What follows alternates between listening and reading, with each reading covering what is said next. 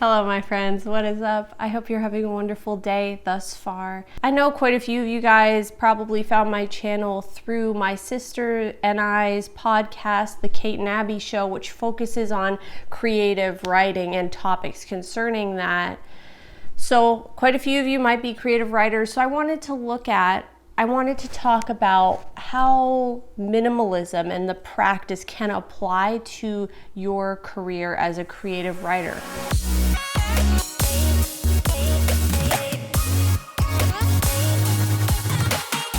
I firmly believe in having a sustainable lifestyle. That's why I try to practice every day as much as I can. No, I'm not perfect, and I think that we need to be easy on ourselves. We need to be gentle with ourselves and know that we don't need to shoot for perfection in every single thing that we do, but as long as we're trying our best, we are making a difference. Sustainable, minimal living is something that's very near and dear to my heart, and as I've gone on in my practice over the past year or two, I've tried the best I can to ask myself, how can I apply this to my writing career? Being a writer, I find that I'm obviously printing quite a few documents off my computer. I'm printing manuscripts, sometimes multiple times to edit them. And sometimes it can just, the paper usage and the usage of electronics can get excessive. So what are some things that we can do to limit that, mitigate that, kind of green up the style of how we are going about our writing careers? These are just a few things that I've thought of thus far. I would love to hear your thoughts.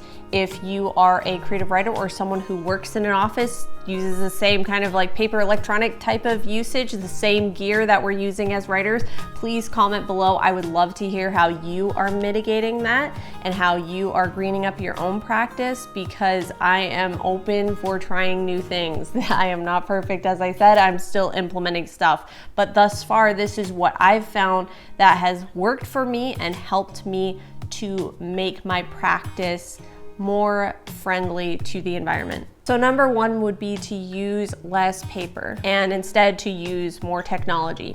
So what I mean by that is when you're editing a manuscript, maybe consider, is this something I can do on the computer instead of on paper? Now, if you're anything like me, my eyes get quite sensitive to being on the computer for a long period of time. That is why I print out my manuscripts, is to make sure I'm not damaging my eyes by spending yet more time on the computer when I already spend so much time on the computer. So I completely understand the need to print off a manuscript and look at paper, give your eyes a break, and I'm all for that. But I think we can ask ourselves before we print, do I need to print this? And not just for manuscripts, for anything, documents, sample chapters, etc., etc. Is there a better way that we can transport these documents or view them? Do we need to print them? If the answer is yes, we absolutely need to, then recycle it when you're done. But if the answer is no, which it often will be, then we can save printing that paper. A couple of other things would be to use recycled printing paper, and when you are finished with the manuscripts that you do print, to recycle those. I recently just cleaned out so many manuscripts from my office that were years old and marked up with edits that had already been entered, and I didn't have a need to have those manuscripts anymore. So those went into the recycle pile so they can be recycled. I know that it's been said so much that it can almost seem like a cliche to say that it's saving trees, but it is saving trees. Paper comes from trees, and if we want to get down to the nitty-gritty of it, try to trace where the paper you're buying comes from. How is it being farmed? What country is it coming from? Is it sustainable? And I think if we ask ourselves these questions before we buy, is it sustainable, and try to track that practice of asking those questions, even emailing the company if you need to and asking, hey, where are you guys sourcing your paper from? Where are you getting that pulp from? Is it coming from sustainably farmed forests, or is it is its roots in deforestation? Those are all important questions to ask, and asking those questions helps to hold companies accountable for their actions. And it also brings to the attention of companies that there's a lot of people who are looking for sustainable products and post-consumer products, and it helps to create more of a demand for those products to be made.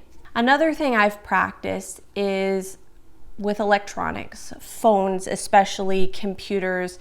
I feel like phones would be the number one that I've seen get replaced a lot. These are replaced a lot. Like, is it just me, or do people replace their phones a lot? I've known so many people who have, you know, friends and acquaintances who I'll see them with like a new phone, it seems like every 6 months or so. And these phones, not only does it take a lot of energy and resources to make them, but a lot of electronics, unfortunately, and I'm not trying to make a blanket statement here, you would have to research specific companies, where they're sourcing their materials from, but the few that I've spent a tiny bit of time looking at, the sources are not very ethical.